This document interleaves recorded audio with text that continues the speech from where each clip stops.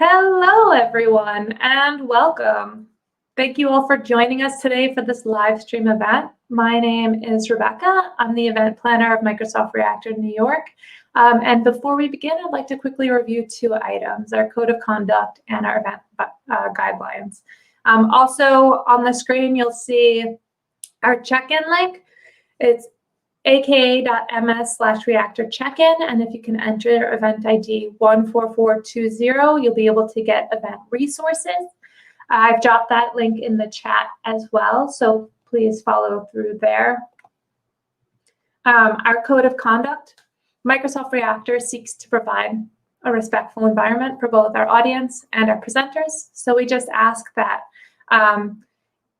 while you're engaging in the chat, which is welcome, we ask that you're mindful of commentary and remaining on topic.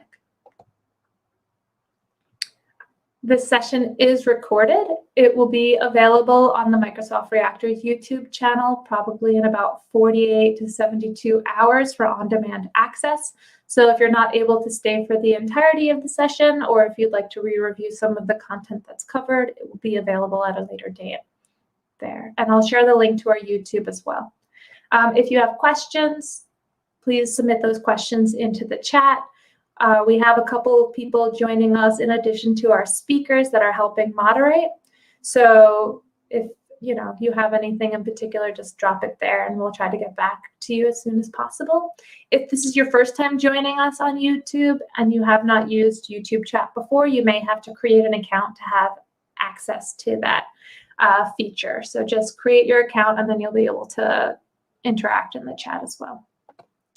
So today, the Reactor is joined by Israel Ekbo and Bradley Hoskins. In today's workshop, they will be covering app development on Azure with Elasticsearch and APM. This session will run for approximately 60 minutes with time for questions throughout. Again, if you have not done so, please feel free to check in and get those event resources. And at this time, I'm going to bring our speakers up. Hey there, welcome. Hello. Welcome. Yeah, if you want to take a moment and introduce yourselves as well, just a little bit more detail, feel free. Otherwise, we can get started. Brad, whenever you're ready, let me know. I can pull your screen up. Yep, go ahead. No problem. Okay. There we go. All right. Awesome. All right. So, Brad, you can go first to introduce yourself, and then I will go next. Sure. Yeah. So today we're here to talk about app development on Azure with Elasticsearch and APM. So my name is Brad Hoskins, or Bradley. I'm a solutions architect based out of Minneapolis, working for Elastic, where I help enterprise organizations, use search to solve some of the most challenging issues when it comes to building a search observability or security within their organization. So I've been with Elastic about 2.5 years. Before joining Elastic, I spent some time at United Health Group, where we ran a large big data cluster and needed to monitor it. So that's how I got introduced to Elastic, through the community and also through just trying to monitor a large Hadoop environment. So spent my time understanding Elastic before joining the company and really enjoy it so far. So Israel, you want to give a quick introduction? Yeah, thank you very much, Brad. Thank you very much. Thank you everyone for tuning in, and thank you for your time today and your participation. I'm very excited about this discussion and demo today. In my day job at Microsoft, I'm a cloud solutions architect with Microsoft Global Partner Solutions, where I work with ISV partners. So those are independent software vendors like Elastic that are building solutions on Microsoft Azure. I also work with service partners that support other ISV partners to build solutions on Azure as well. I'm also a very strong proponent of open source software, so that's why I love Elastic. I've been using Elastic since I think around 2010 or 11, right when it came out, and it not displaced the Solar. So I've been a very big fan since that time. I've been using it since then, and now I'm very happy that I'm actually talking to people that work at Elastic and helping other people to use it as well. So I'm very excited about this talk, and I look forward to sharing everything that we know and to help you in your journey on building applications on Elastic that run on Microsoft Azure. Awesome. And yeah, and honestly, I'd be interested to see, just give a plus or a thumbs up in the chat if you use Elasticsearch today, whether that be open source or an enterprise customer, and or if you have any familiarity with Elastic. Love to work with the community and see who uses it today and take advantage of those skills and learn something new as well. So, all right. So the agenda is quite simple. We already gave introductions, but we'll talk about what is Elastic, and then talk about the Elastic and Microsoft partnership and how Elastic has a awesome and integrated experience inside of Azure. We'll talk about just a sample use case where we use Elastic and our search and observability solution along with components within Azure. We'll talk about some user story scenarios specific to the use case and specific feature functionality that allows us to solve some of those functional requirements. As we walk through the user story, I'll demonstrate the integration we provide with with Azure, and talk about how we solve some of those challenges. Again, this isn't a specific use case or a customer of ours. This is just something we put together as a fun interactive session to show some of the feature functionality that Elastic and Azure provide to make managing and deploying applications quick and easy. So, and then finally, we'll wrap up with a couple of links, as well as give you time. We'll have some time potentially to answer questions as well. Awesome. So the first question is, how many times have you searched this week, or maybe even today? Search is a pretty broad term, but for the most part here, everyone searches when they wake up in the morning. I remember searching on YouTube videos, looking for ideas on how to do XYZ, or searching for a repository on GitHub. We use search every day, and ultimately, we're trying to find something. Probably, I'd say how many times I search on a weekly basis has to be in the hundreds. Israel, what do you think? How many times do you search every a week? I would say probably maybe 20 times a day. Pretty much everything that we do is about search. You wake up, you want to ask your virtual assistant what's the temperature is, what the For the sure. nearest coffee shop is, if you're traveling, what route are you going to use. So there's a lot of search happening every day, that sometimes we're not even aware of what's going on, but I think we're always searching. For sure, for sure. And what happens if you don't find what you're looking for? In the case of an e-commerce site, you might just leave the site altogether and go find a better search experience and find the product you're looking for. We tend to be accustomed to using particular frameworks to search for things, so the initial search makes a big difference when we're building a particular application. Yeah, that is very, very, very, very important. Search is something that sets all the different businesses apart. Like when it comes to e-commerce, particularly, Mm-hmm. if you don't have a good search experience, then it is like having items in the warehouse and nobody knows how to find it.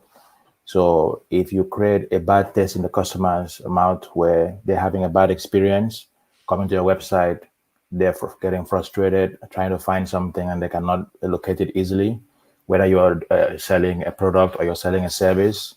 A lot of times nowadays, people don't really have any patience. They want things, happening sharp, right away. So if they come and there is confusion or there's frustration in their experience the first time, they're going to drop off. And if they come back in the second time and they have the bad experience, then they're definitely not coming back again. For sure. It's very important. Definitely.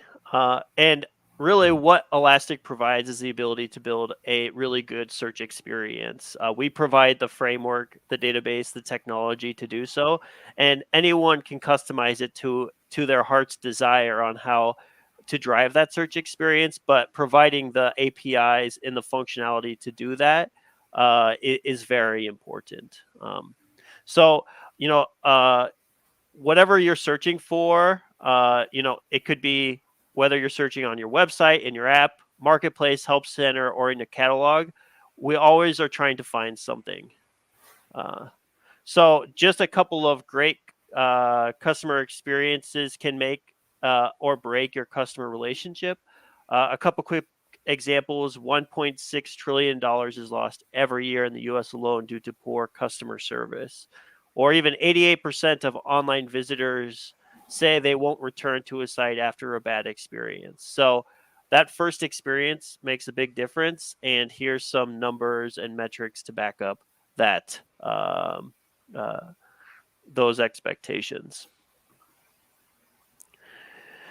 Now, Elastic, as you know, is an open source, or may not know, is an open source technology that originally started in the early 2000s.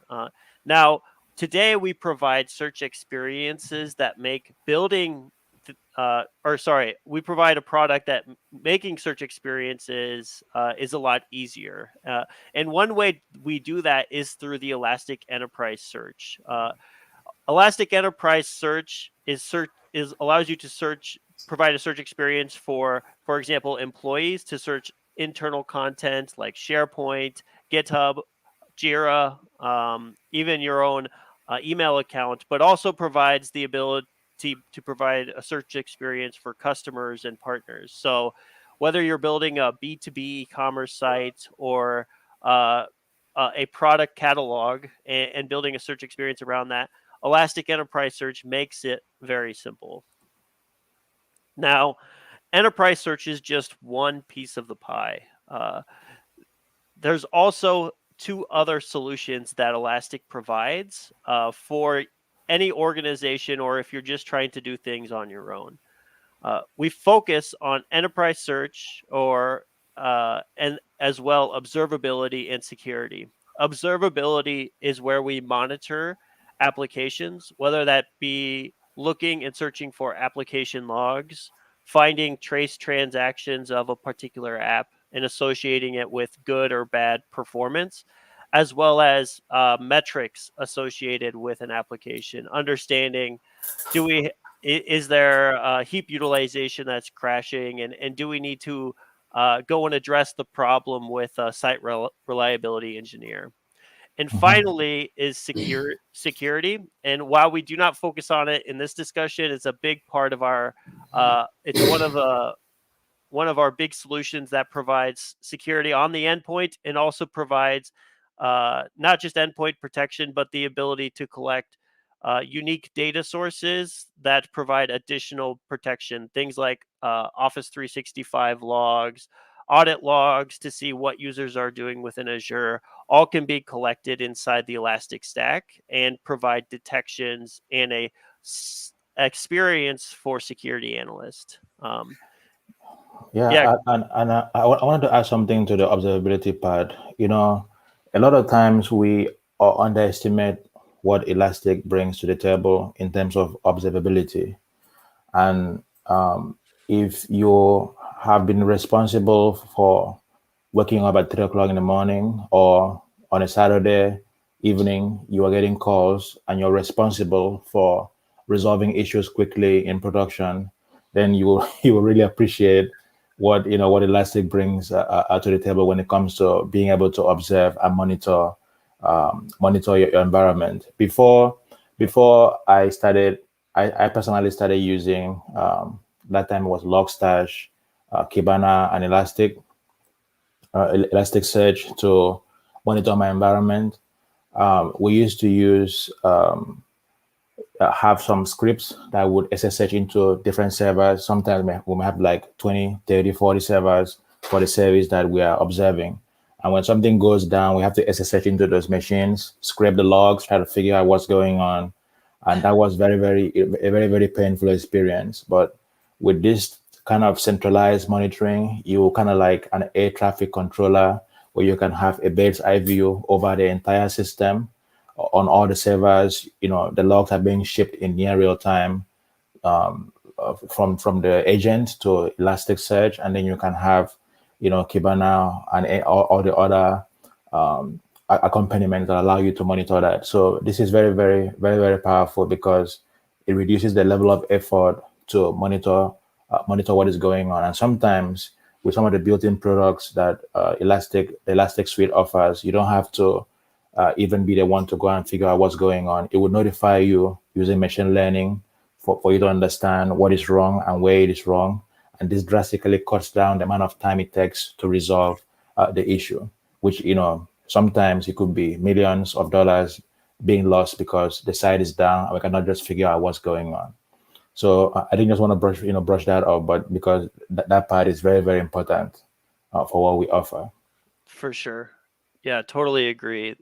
The components associated with the Elastic Stack are Beats, Logstash, Elasticsearch, and Kibana. Beats and Logstash, as Israel mentioned, is how you basically collect the events that you want to analyze. Elasticsearch is a distributed database based off of Apache Lucene, which allows you to basically scale to handle, in the case of eBay, 1 petabyte of log events per day, potentially. And then be able to provide a search experience on top of that to find errors or issues quickly. And also, as he mentioned, use things like machine learning to categorize events as they flow in and identify anomalies, whether they be an increase in the number of particular events or increase in transaction times, and building alerts and detections around that.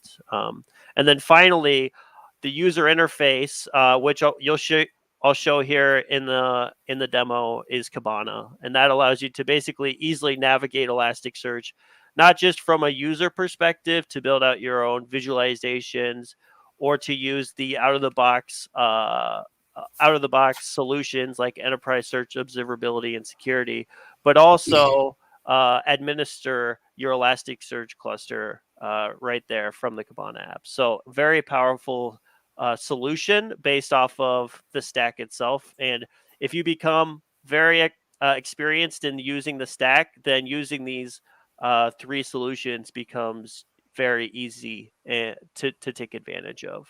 So, all right, so that's the stack. Now I want to talk a little bit about how Elastic integrates with Azure. And there's plenty of options. Elastic was born and utilized on-premise before cloud really took over. But now we provide the ability to run basically wherever you are.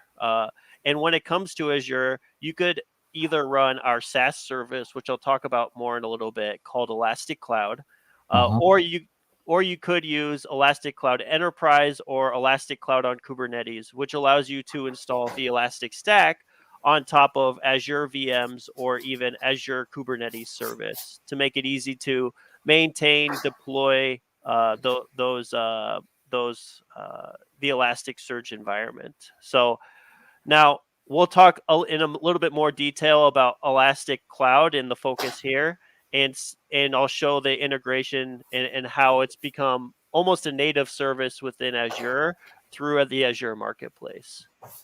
And I just wanted to add that, when it comes to these 2 offerings, the fully managed offering where Elastic manages all the infrastructure and handles everything behind the scenes, and the other self-managed option it's always a balance between how much responsibility you want to take on, and then how much control you want to have. So if you want to have a lot of control, then the self-managed option is the route to go. But you also need to have a lot of experience in understanding the different components, Kubernetes, the different Elastic components and how they are configured and things like that.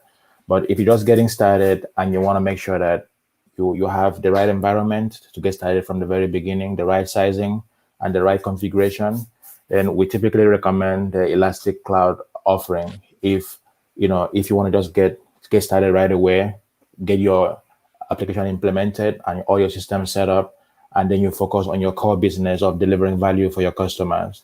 But if you have an engineering team, or maybe you're doing this in a lower environment like a pre-production or development or testing, then the self-managed option is typically a good strategy for that. But for production, we generally recommend the Elastic Cloud because you don't have to worry about understanding how it works behind the scenes or worrying about upgrades.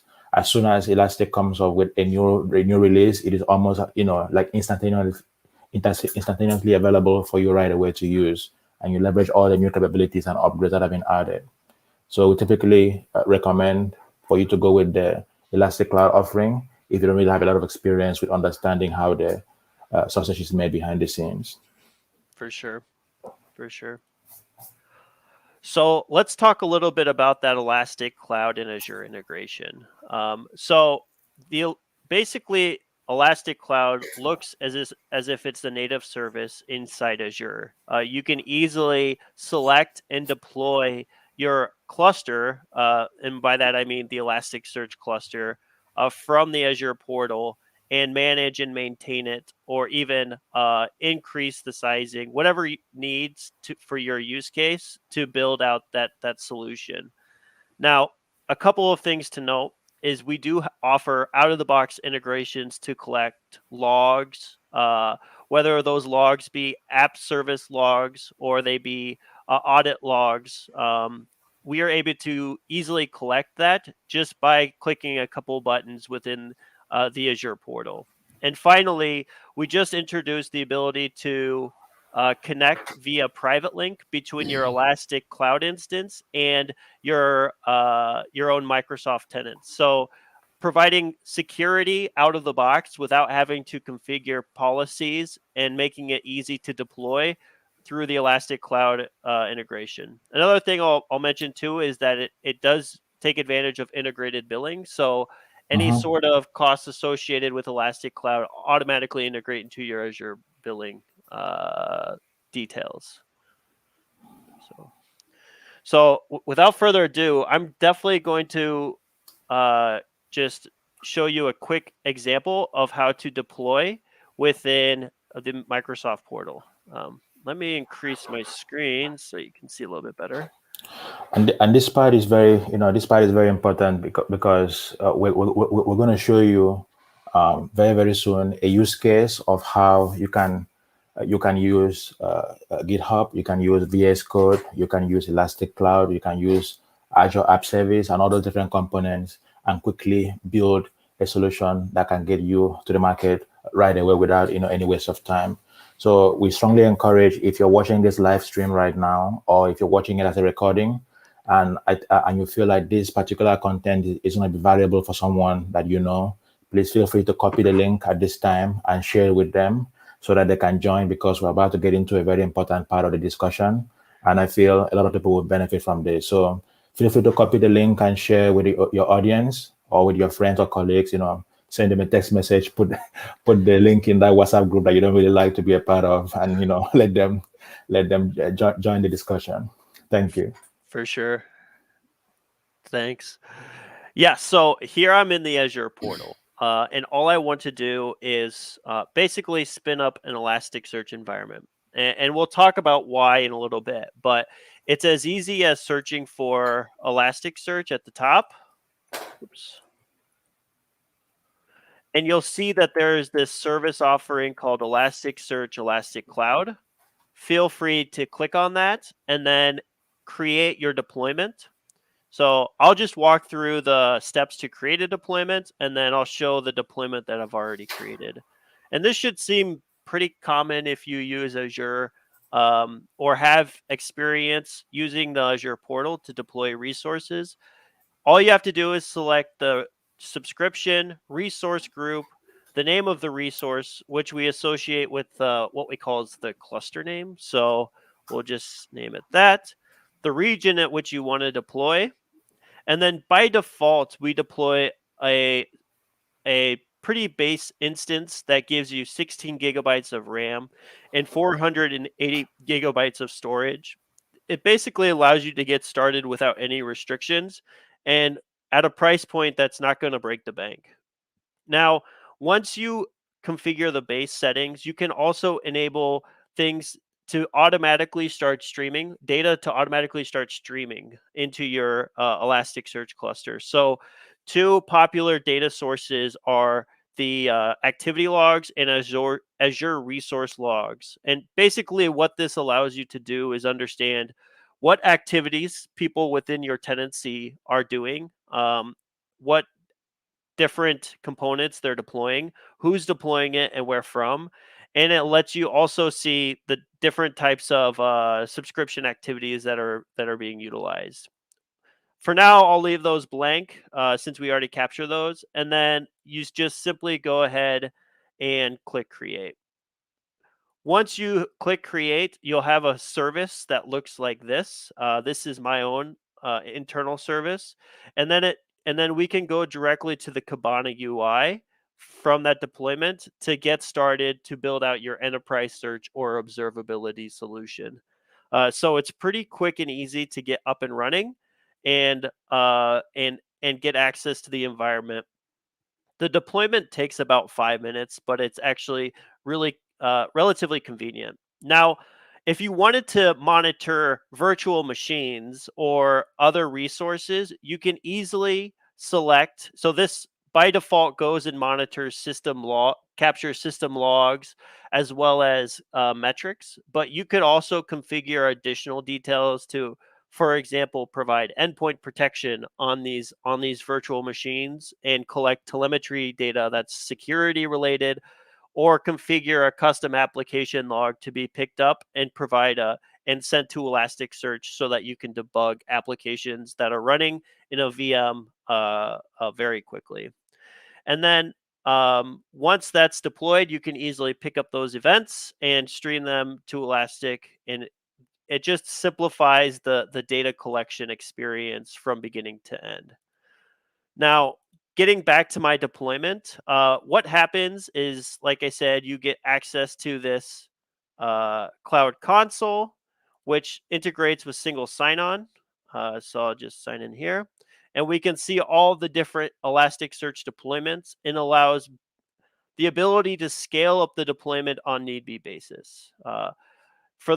For the purpose, we don't need to scale up because it's a relatively small data set, but it basically allows you to scale on a need be based off of your use case. If you want to ingest a terabyte of data per day, then you'll probably want to scale up the deployment from a logging use case perspective. Or if you wanted to provide a really fast search experience for a lot of data, you may need to scale up. You can also potentially scale down, but ultimately it's your decision from an administration perspective. Now, this is the integration that we provide, and then we'll get more into the details of running the Elastic of building an enterprise search experience. What Brad just brought up quickly is something that highlights why we recommend the cloud offering. Because if you are dealing with a scenario where there is a sudden demand on your service and you need to scale up right away, you need to understand the capacity needs and what it's going to take to be able to provide the next level of capacity that you need, depending on your traffic and volume and search volumes. But with the cloud offering, you don't have to worry about that. You just come in there, specify what you need, and in a few seconds you have that capacity available.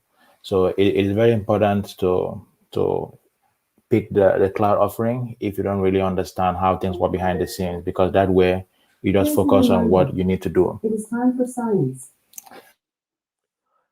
For sure. Yeah, so let's jump into a case and let's see Elastic in action and Azure in action as well. So we are going to do a little persona game. Israel and I are developers who work for the National Park Service in this case. And really, our goal is to build a better search experience on our website to increase education of our parks and increase attendance. It's pretty simple, but building a search experience can be complex, not anymore. And we'll walk through why that is due to Elastic and the Azure integration that we offer today. Now, again, one of the goals, or let's talk about some of the focal points of this user story. So, a couple of quick things. We want to be able to deploy this quickly, and by that, I want to deploy the search experience quickly. I want to deploy the application quickly, and I don't want to remove complexity that someone might deal with. I also want to make it simple, so that anyone who's never built out a search experience can easily pick it up and maintain or monitor that search experience. And finally, we should be able to scale and adapt as we see fit. So being able to either add more instances to deal with more data, more search requests, and also understand what our users are looking for so that we can build a search experience that meets their expectations. Okay. So now, without further ado, we're going to walk through a couple of user stories. So the first user story is, as a website visitor, I want to find national parks in my state. So let's start out with that. Going to Elastic Cloud, if you go to the Kibana URL, you'll see that there's a couple of experiences and things I've mentioned before. Enterprise search, observability, and security. So since I'm building an enterprise search product, I want to start from the enterprise search UI. Now, an engine basically dictates a set of documents or a data set that are common that provide that search experience. So in this case, this data set is the National Parks data set, where we have single documents for each individual park, like Zion National Park, Yosemite, Yellowstone, and gives information about the park. For example, the location, we provide the state, and additional details for that. Now, I've already have this data set ingested today, and just for your own reference, this is a sample data set that is provided if you were to run through the Azure integration with Elastic. As soon as you log into the Kibana app and navigate to App Search, there is an option to use the National Parks document set. So no need to have a prepared set of documents or content to search over. You can use what's readily available to you. Now, I have these documents, but I want to provide a search experience. And honestly, don't spend a lot of time building search experiences, and I've never done it before. So I want to build something very quickly. So really, what you can do is there's a sample GitHub repo for building a search UI. And this is a great starting point for anyone. And I've actually taken this search UI and deployed it within Azure. But for the time being, I just want to, as we said, one of the user stories is to filter by the state. I can add a filter field for the state. And we could even filter whether or not it's a World Heritage site. And then we'll just say generate search experience. So out of the box, I've generated a very simple search experience that allows me the ability to filter, or what we call is faceting by the state that a user may be interested in looking at. So then when I click on that individual state, it shows all the national parks within the state. Pretty simple. So that's the first user requirement. Did you want to mention something, Israel? Yeah. What I wanted to highlight was what you just did. In about, I think, 43 seconds, you're able to set up everything. and that is pretty fast. Even if you are an Elasticsearch expert, you will not take 43 seconds to set up, all those things. For So sure. in scenarios where you may not have the skill set to understand how Elastic works behind the scenes, this particular feature allows you to get started right away with accomplishing your end goal, your objective, without having to worry about manually engineering everything step by step to get to that objective. So that is for people that don't really have the skill set to do that. If you're also an expert like Brad or myself, where you understand how everything works behind the scene, but you just don't have the time to manually engineer all those things, then you can also leverage this and get started. So pretty much the level of effort is drastically reduced, and you're able to get to your end game and your objective in much less time compared to having to hire someone with the skill set to do that, or invest the time yourself to do that, to get to that objective. So this really allows us to focus on the core business that we want to deliver, and not how we get there. For sure. Thanks, Israel. So let's talk about the next two.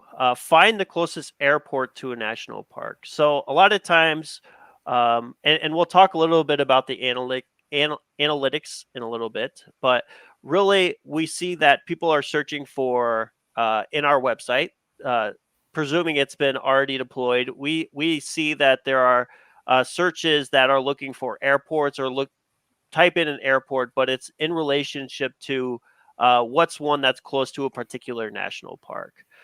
Now, this is the best part about running Elastic's enterprise search solution, because it does allow you to easily configure that without having to involve a developer.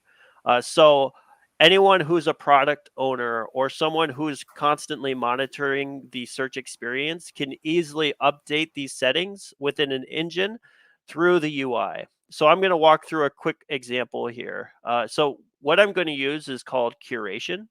A curation allows you to basically look at a set of queries and associate particular documents within the engine based off of that query. So if I create a quick query, I see people are searching for SFO, and they're also searching for San Francisco. All right. And anytime they search for this, we want to promote particular documents at the top. So one particular national forest that's close to San Francisco is the Redwood Forest. So we're going to actually go ahead and promote that document to the very top. So anytime anyone searches for those particular query strings, it returns the top result of being Redwood Forest, rather than relying on a more natural language to see what's in the document. We are able to easily promote or tag particular documents based off of a query. So that curation is there. Now let's go ahead and test it. So if I jump over to my search UI and I search for SFO, we can now see that while that acronym doesn't exist within the document itself or that airport, we're routed directly to the park that's probably of interest. Um, Now, another thing that you'll notice around building a good search experience are common things like type ahead search, or even typo tolerance. So if I start searching for grand, it gives me a list of the top 10 uh, you know documents that may match what you're looking for. So that's called type ahead search. Or even if I misspell something, it does, based off of your search and how many letters you potentially miss, can still adjust and find particular documents that are close to what you're searching for. So allowing for typo tolerance is something that's already built into the app search API, that you could utilize and implement within your application, and it doesn't require a lot of work on the back end to make these changes. So some pretty quick wins just based off of that user story. All right. Let's jump into the next user story. So, as a DevOps engineer, I want to iterate on code and deploy quickly, observe and alert on real user activity, and reduce operational costs while maintaining agility. So, a little bit on iterating on code and deploying quickly. For this case, I don't have a lot of time to spend on deploying this or maintaining this or monitoring this. I would rather spend my time at a national park where I don't have any access to any network connectivity or limited, and enjoy the fresh air. So we decided to use a couple of different components. One is we use GitHub, where we check in our code. We also take advantage of the Azure, the Visual Studio's code to make changes or develop the application itself. And then we decided to use app service to deploy the app and make changes quickly if need be. So Israel, why did we choose those components? Could you dig into some of the details there? Yeah, so number one, starting with the editor you have on the screen, Visual Studio Code is free. It has so many integrations with different plugins that you need. You can deploy your code right away from Visual Studio Code to any target environment of your choosing that is integrated with that.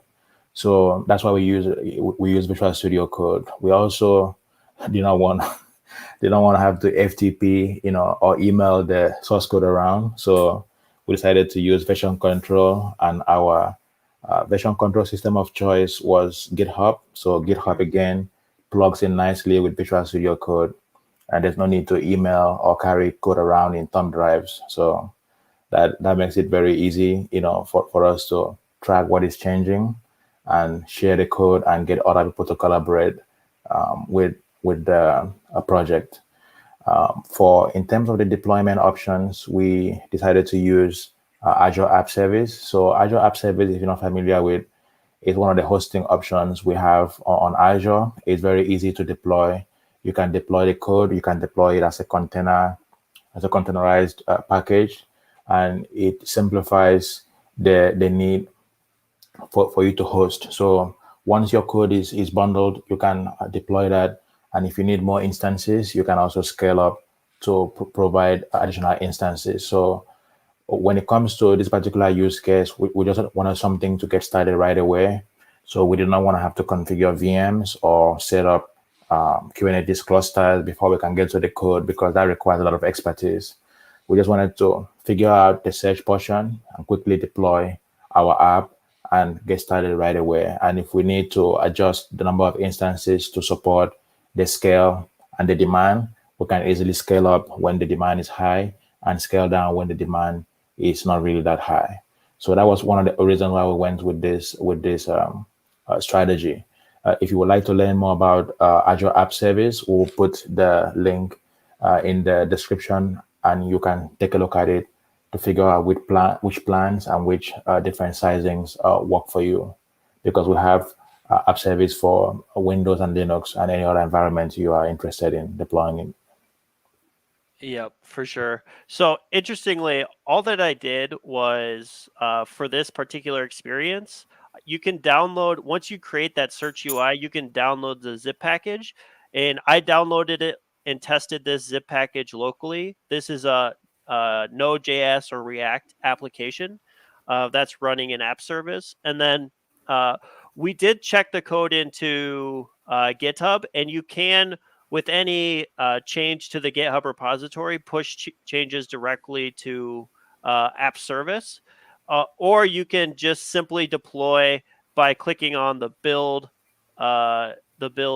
command and then selecting deploy to web app if you have the Azure app service integration built into VS Code. So walking through this scenario was quick and easy, and it took probably less than 4 hours to get this application up and running in app service and connected to Elasticsearch. So something that's a part of this particular application is what's called the engine.json file. Basically, it's just a reference to the authentication to the Elastic enterprise search application and the details associated, like what we want from a faceting perspective, what we want to sort by, all sorts of stuff.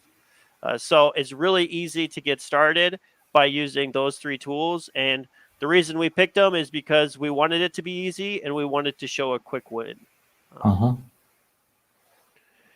So back to the user story. We have one more user story.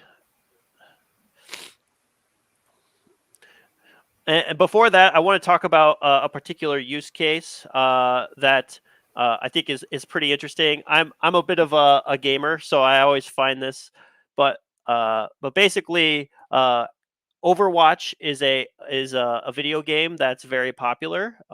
And when they were building Overwatch, they wanted to monitor the user performance, so they used Elasticsearch to do so, to monitor peak performance, make sure that they're able to scale and handle the number of gamers that are accessing the site, and then also use Kibana to build alerts and triage those alerts. And speaking of alerts, one thing that I did change within the search UI is I did instrument the application using our RUM agent. So kind of diving into one of the user stories for the DevOps engineer is I want to monitor the performance of the application. So if I jump over here, I've instrumented the app, which only required a couple lines of code to do so. And we can see all the interactions that have happened. So we can see, for example, the transactions, transaction latency, and even, as we said, create alerts based off of a latency threshold or anomaly detection rule. So for this service, I'm going to just create a simple alert that checks every 10 minutes. And I only want to receive an alert when the average transaction latency is above, let's say, 2,000 milliseconds for the last 10 minutes. Now, again, these are rules that you can configure and change on your own, but allow you to basically constantly monitor how the application is performing and trigger alerts based off of the detection, the rule that's created. Now, I have the option to send the alert actions or to things like Microsoft Teams or other products used within an organization, or I could just simply add an index. But it's pretty easy to monitor an application using Elastic's APM and observability solution to make sure that people are getting the right experience on the on what's going on within the app itself. So a quick example, let's say last 5. And while Brad is exploring, we have put a link in the YouTube stream, so Sure. you can take a look at that chat link and follow along and just click around and explore the app, because this is a real app. It's not a boxed container, so you can take a look at it and explore as well, Right. if you're interested. Yeah, and you can see all the different external interactions we're making as well. So it provides a nice service map on what backend services that your JavaScript application is using. If you integrate it with things like Java or more middleware services like .NET, we do support distributed tracing to show that, hey, we're making an API call from the front end to the middleware, and then they are making a backend service call to like a SQL database or something like that. So it's an awesome product to use to get full visibility into how your application is performing. And now, since I have this up and running, I don't have to log in and see what's going on, look at the transaction rates on it, and do reporting. I can go on my merry way and to make sure that it's meeting those expectations. All right. So finally, we have one last user story, and it's as a product owner, you want to be able to monitor the user search experience, promote, update, or tune search results without requiring a developer, and ultimately, we want to increase the website visits. So to be able, it's really simple to actually monitor the search experience.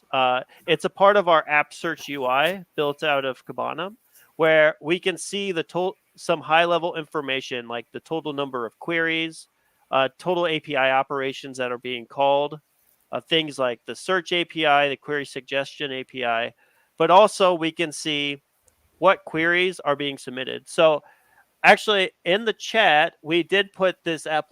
The app is up and running. Anyone can go and enter it. The search link is posted by the Microsoft Reactor chat, but it's nps-search.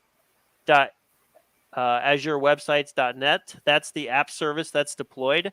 And I can actually monitor and see what people are searching for within this application to see, hey, there's something that that someone's searching for that maybe isn't getting them to their destination.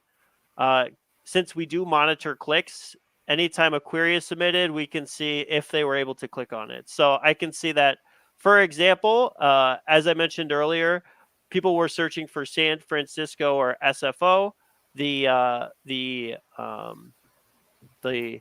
airport, and I built out a curation. So now next time someone searches for those, oops.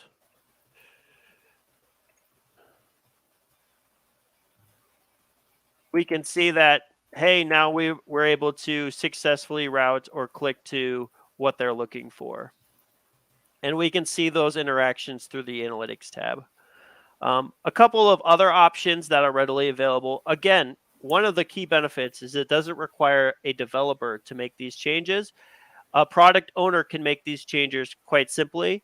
You can increase the precision tuning, or you could even boost particular fields. So let's search for Grand as a preview.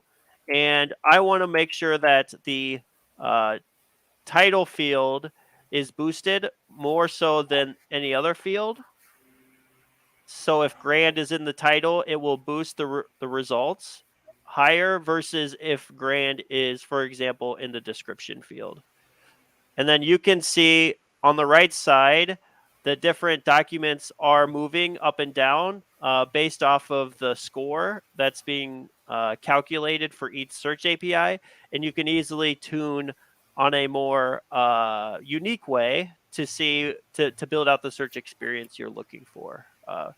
So from a product manager's perspective or product owner's perspective, they can easily analyze and even update the relevancy tuning. They could add synonyms. We'll just save that. You could add synonyms. So if people are searching for path, they might actually be searching for trail or hike to match those similar search experiences. And these are things, again, a developer doesn't have to do. Anyone can go and make these changes, and they're automatically applied to the search experience itself.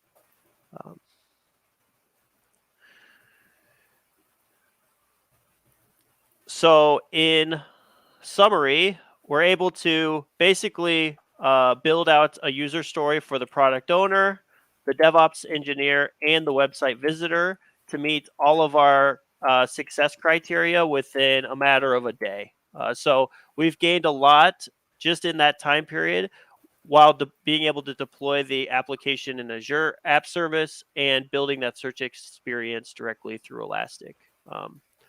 Another great example of building a great search experience is Docker. So Docker actually uses Elastic to provide fast response times to search over containers or different container registries so that they can easily the developers can easily find Docker images to pull down and use for their own enjoyment. So what makes this case unique is these are things this is a database or documents that are constantly changing in terms of what's being added. And we have to keep up with not just the volume of data, but also how fast things are getting updated within the Docker repository. So a very unique search use case that you've maybe used personally, but something that's actually driven by Elastic behind the scenes.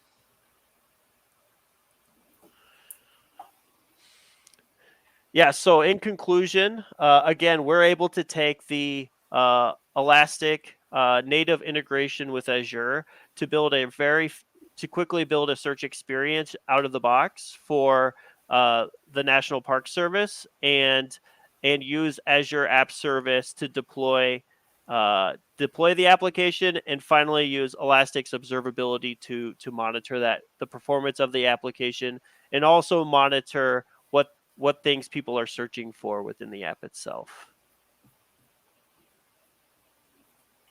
Awesome. Thank you so much, Brad and Israel. This has been fantastic. While we give the audience a few minutes to ask some questions, I'll do a quick plug for the Reactor. So just stand by. I'll pull that up here. And if we have to revisit your screen, just let me know. Happy to bring it back up. So I dropped in the chat just a few minutes ago our Reactor survey. We use this information to plan out future content. We like to know who our audience is, where they're coming from, their experience level, and it just kind of gives us an idea of where we can go from here as far as content. The Reactor is always putting out new things. We're always partnering with wonderful people like Israel and Brad. We are working with a lot of our community members and our internal teams to create interesting sessions and series for you, our audience. All of these series and sessions are free for your enjoyment. We are putting out things. You can find us on microsoftreactor.com. We have a number of physical spaces, and you can find us in those individual locations on Meetup. We have, as mentioned earlier on this session, most of our sessions are recorded, and you can find them on our Microsoft Reactor YouTube site. So there's a lot of avenues and places where you can find us and see all this content, where you constantly have it coming out. So definitely check it out. Let us know what you'd like to see as well in the future, if there's anything in particular that we haven't yet maybe featured and you'd like us to delve into a bit further. So let's pull up. I'm going to pull up, Brad, your stream again, just with those links, because they're great.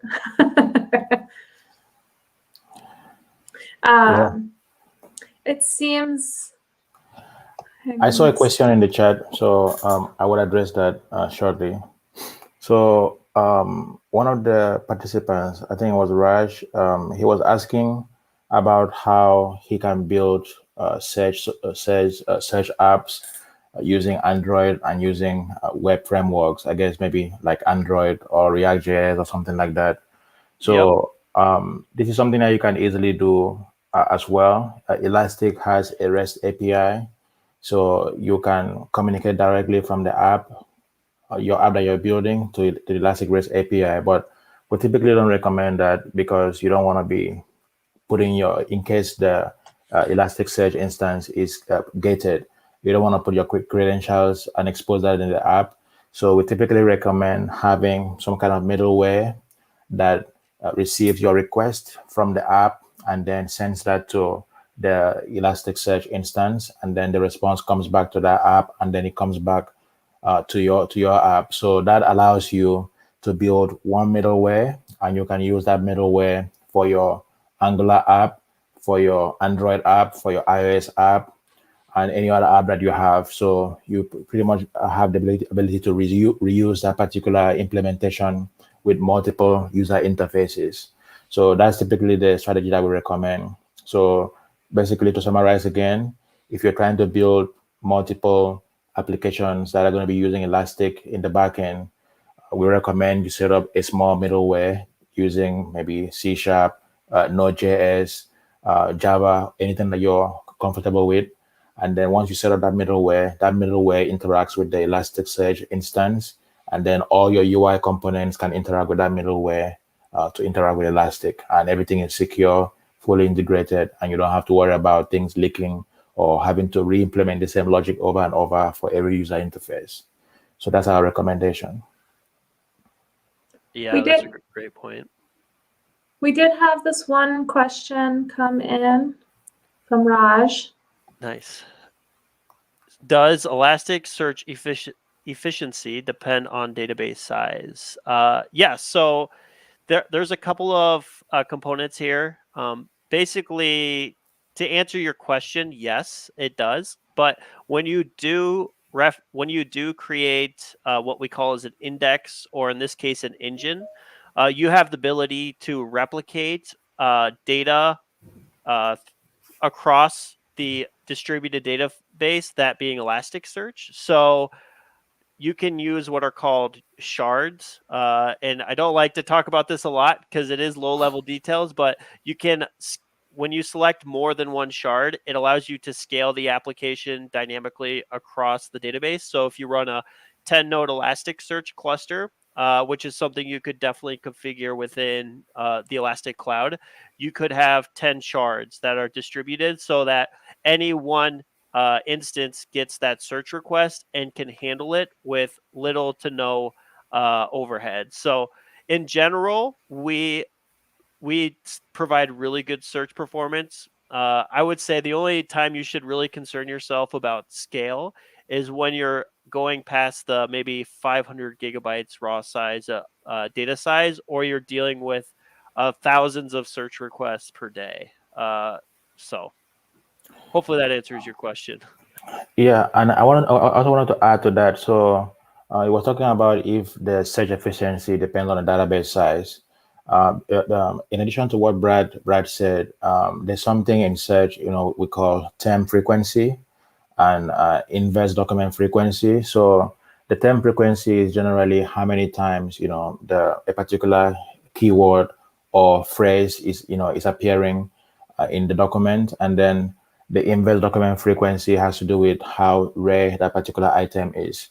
So if we're searching for Brad, and Brad is in every single document, then it is not really a rare keyword. So those kind of documents that contain that keyword may be ranked lower. But if we're searching for maybe something like McDonald's, and McDonald's appears in 1% of the document, then that will kind of make the keyword that we have matched to rank much higher, because that keyword is rare.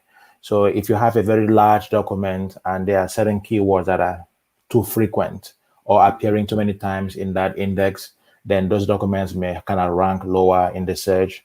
But if the document is appearing fewer times or it is not as frequent, then those ones would typically be scored higher. So you should put this into consideration when you are configuring your index or your search queries. Yeah, great point, Andrew. Awesome. So thank you all. Okay. I think we are at time, so we'll wrap it up from here. I really appreciate you both, and Brad especially. Thank you for this presentation. It's fantastic. And Israel, your contributions, comments, and feedback for that. We had a great turnout, and until the next one, take care all. Thanks, everyone. Thank you.